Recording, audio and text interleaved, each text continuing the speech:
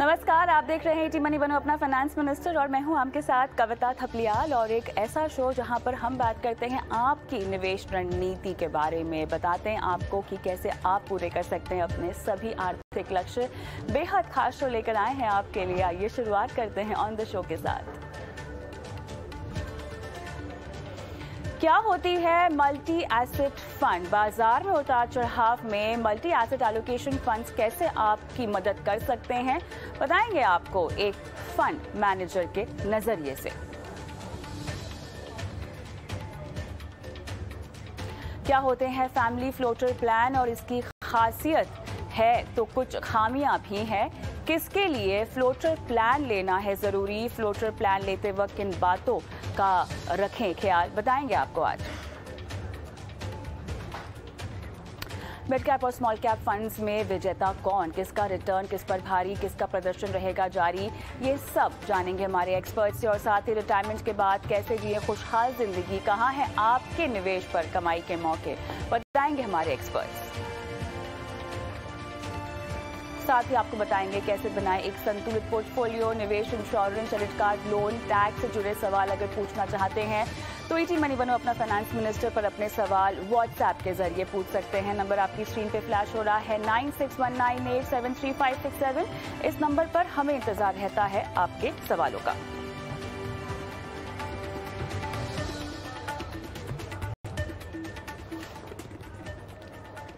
तो बाजार में निवेश करते समय जोखिम से बचने के सबसे बेहतर उपायों में से एक हमेशा ये होता है कि आपको अपने पोर्टफोलियो को डाइवर्सिफाई करना चाहिए। अलग अलग एसेट क्लासेस में आपको अपना पोर्टफोलियो जो है वो बांटना चाहिए और इसके साथ ही इससे आपका पोर्टफोलियो डाइवर्सिफाई भी होता है, आपका जोखिम भी कम होता है। और इसी में से एक विकल्प निवेश का जो उभर के आ रहा है वो है मल्टी एसेट एलोकेशन फंड्स। आखिर क्या होते हैं मल्टी एसेट एलोकेशन फंड, जिसमें एक ही जगह पर निवेश करके आपके पोर्टफोलियो को कई तरह के एसेट क्लासेस में निवेश करने पर एक्सपोजर मिलता है।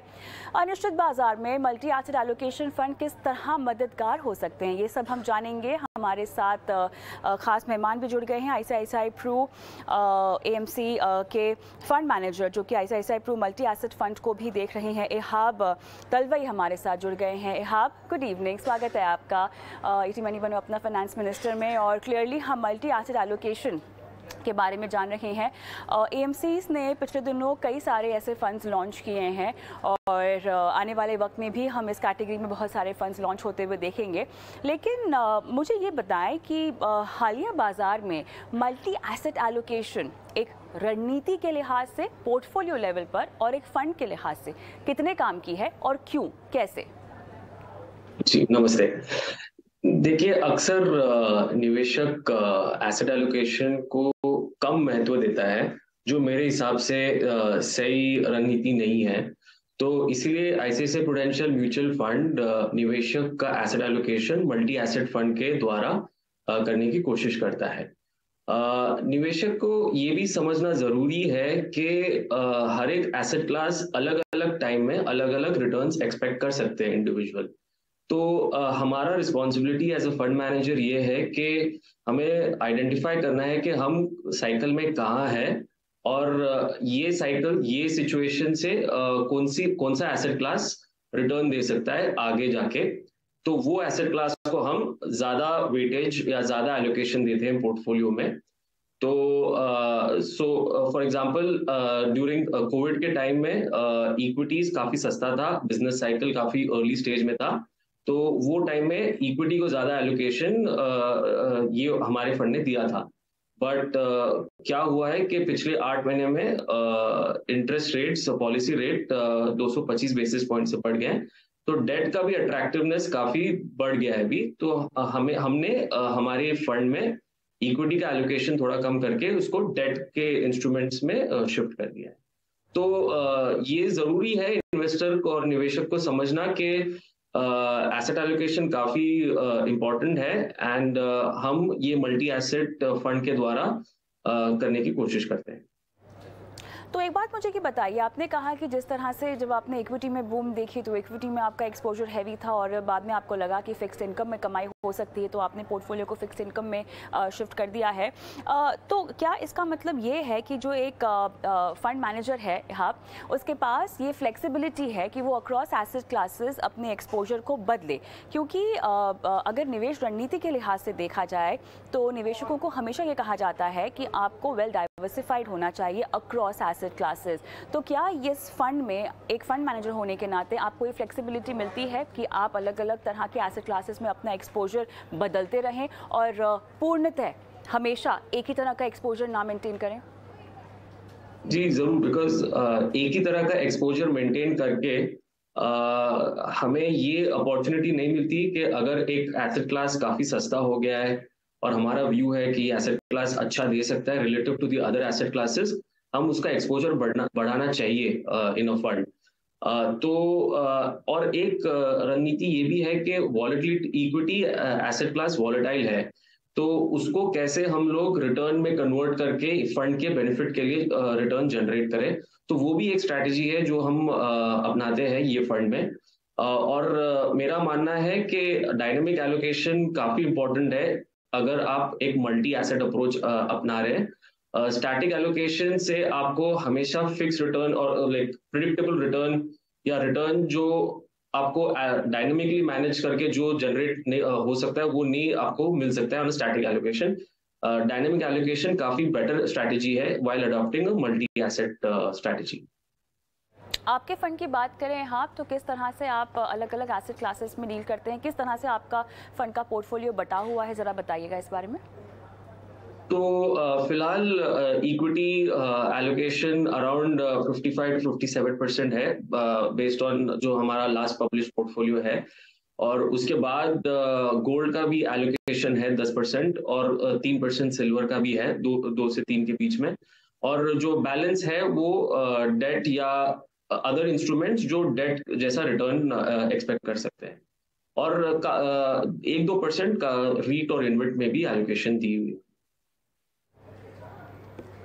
अब मुझे ये बताएं कि इक्विटी की अगर मैं बात करूं तो फिलहाल आपका exposure in terms of percentage जो है आप कितना बटा हुआ है और कितना आप अलग अलग मार्केट कैप्स के अनुसार इक्विटी में प्लेस्ड हैं फिलहाल?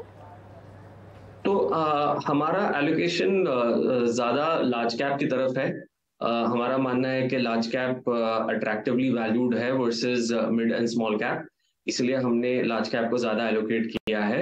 एंड आप सेक्टर की बात करें तो हमारा एलोकेशन बैंक्स में है, जनरल इंश्योरेंस सेक्टर में है, फार्मा में है, ऑटोज में है, पावर प्रोड्यूसर्स में है, टेलीकॉम सेक्टर में है। तो ये सब सेक्टर्स में हमारा हाई एलोकेशन है फिलहाल।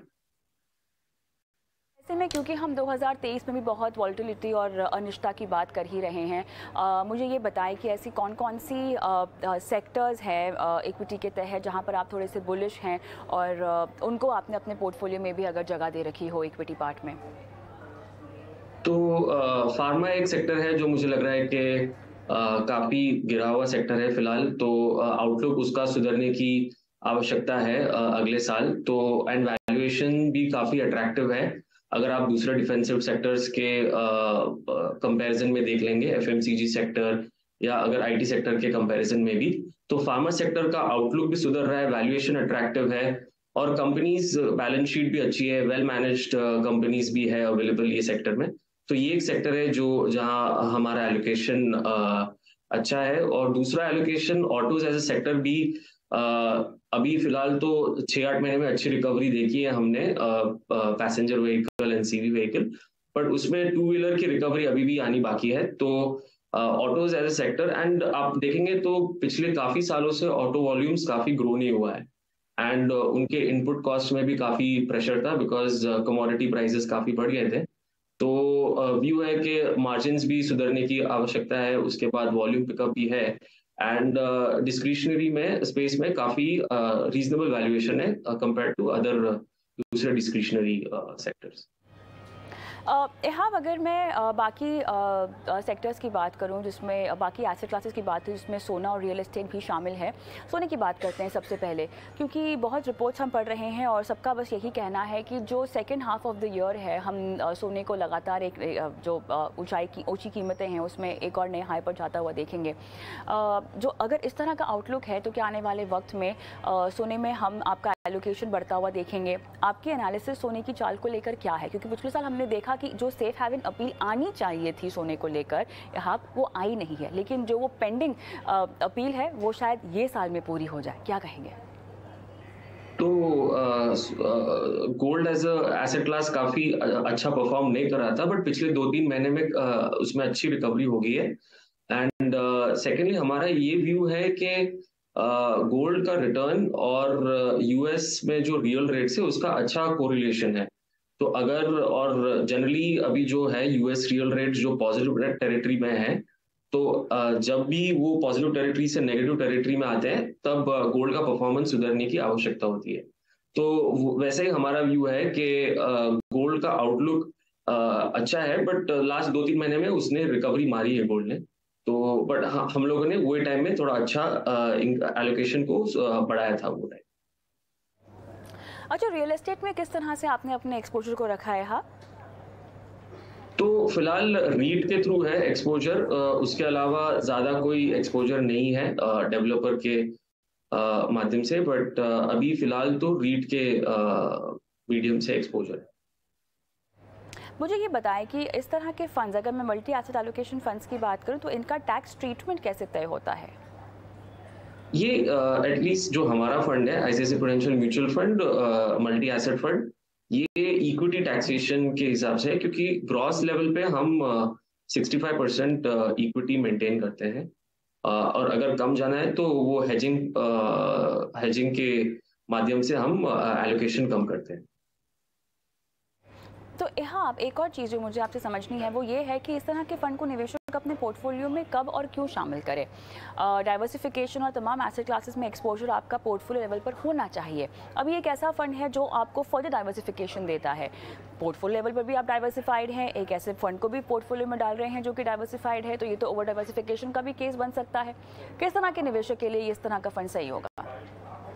हमारा जनरली ये कम्युनिकेशन है कि किसी के पास भी थोड़ी भी एक्स्ट्रा सेविंग है तो वो लमसम में ये फंड में डाल सकते हैं, क्योंकि ये फंड का एडवांटेज ये है कि ये हर एक एसेट क्लास को असेस करके हम कहाँ है साइकिल में, ये एनालाइज करके हम लोग इन्वेस्ट करते हैं वो एसेट क्लास में। एंड डायनेमिक अप्रोच है, because at an individual level अगर कोई एसेट क्लास करने की कोशिश करता है तो उसको काफी एनालाइज करना पड़ेगा, बहुत सारी एसेट क्लास को, फिर उसको व्यू लेना पड़ेगा कि साइकिल में कहाँ है। वो सब काम हम लोग कर लेते हैं और हम व्यू लेते हैं कि अभी एक्सपेक्टेड है कि ये एसेट क्लास अच्छा करेगा, तो हम लोग उसका एलोकेशन बढ़ा लेते हैं। तो किसी के पास भी सरप्लस सेविंग है कभी भी, तो वो ये फंड में इन्वेस्ट करने की कोशिश इन्वेस्ट कर सकते हैं। एंड और एक बात इंपॉर्टेंट है कि on a risk adjusted basis अगर आप इसका रिटर्न देखो, ये फंड ने काफी अच्छा परफॉर्म किया है, क्योंकि रिस्क अगर आप इक्विटी एक्सपोजर को रिस्क के माध्यम से देखेंगे तो कम इक्विटी एक्सपोजर लेके उसने काफी अच्छा रिटर्न जनरेट किया है ये फंड। इहाब, चलिए इसी के साथ बहुत बहुत धन्यवाद, आपने समय निकाला और मल्टी एसेट एलोकेशन फंड्स के बारे में हमारे दर्शकों को बताया। और जैसा कि आपको समझाइश भी यहाँ पर दे दी गई है कि तमाम तरह के एसेट क्लासेस में आप एक्सपोजर रख सकते हैं इस तरह के फंड्स के ज़रिए। लेकिन